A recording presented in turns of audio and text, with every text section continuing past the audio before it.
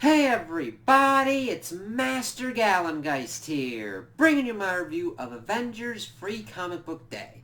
And I really enjoyed this issue. It was split between an Avengers story and actually a Hulk one to show us kind of what's going on there. So the first one was really interesting, and I'm really excited to kind of see what they're doing with this one. We see this Avengers Tower in this God's Quarry where it's pretty much where like dead gods and stuff kind of go, and kind of like this mixture kind of thing where it's in all this kind of central nexus of what's going on throughout like the multiverse. And we see that it took like many visions and Thors to build this place, and that there's one Avenger there, Avenger Prime. And there's something going on. There's like all these things going on throughout all these different multiverses, and that he decides to call on like this day like any unlike any other, and uses his like legion of Deathlocks to go and see what's kind of going on and try and ascertain how this is going down, what's happening throughout the multiverse. I'm like, okay, this is interesting. Now we don't get a look at who this Avenger Prime is, so it'll be kind of cool to see how that kind of works out in the Avengers issues. And we see that all the Deathlocks go to all these different kind of ones.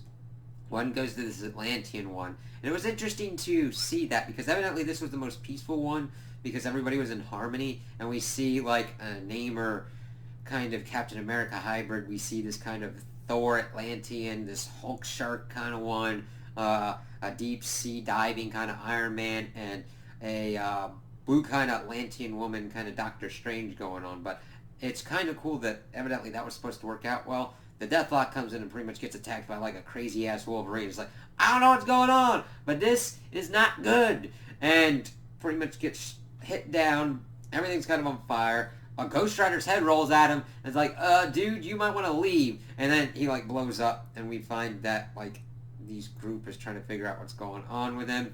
And we see that it's the Masters of Evil, as there's like young Thanos, kind of a Venom analog. We see this kind of like destroyer kind of looking thing, this screwy up looking Wolverine, and he's like, the Masters of Evil are gonna try and kill all the Avengers. It's like, okay, that really has me intrigued, and I'm really interested to see how that kind of works out. And it's a really kind of crazy ass scenario, and it works well to what has kind of been going on with like Loki and the opening up of the multiverse in the MCU. So this kind of story is kind of prime time to see like, okay, let's take this multiverse concept and kind of run with it.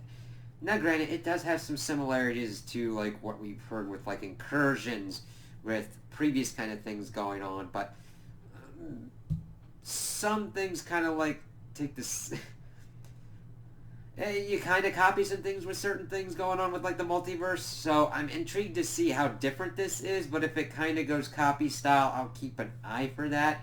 But usually when you're dealing with the multiverse, it's kind of more interesting when you're like, I would think it's, in my opinion, it's more interesting to see what happens when the different multiverses, yeah, they're doing stuff in their own timelines, but what happens if they're like, hey, I kind of want to go over there and do those kind of things, and see how that kind of intermingling and interactions work out.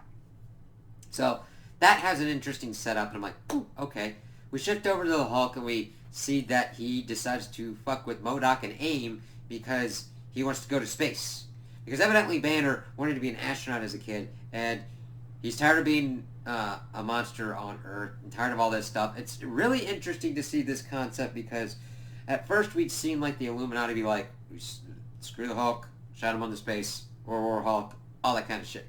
This time, Hulk is like, I kind of want to go out. So it's interesting to see this kind of thing of like, I'm going and I'm never coming back. And I'm like, alright, that's an interesting setup and an interesting story to see the Hulk kind of doing his own kind of thing in outer space, and what that kind of means as he fucks up MODOK, who made this giant kind of like giant organism thing.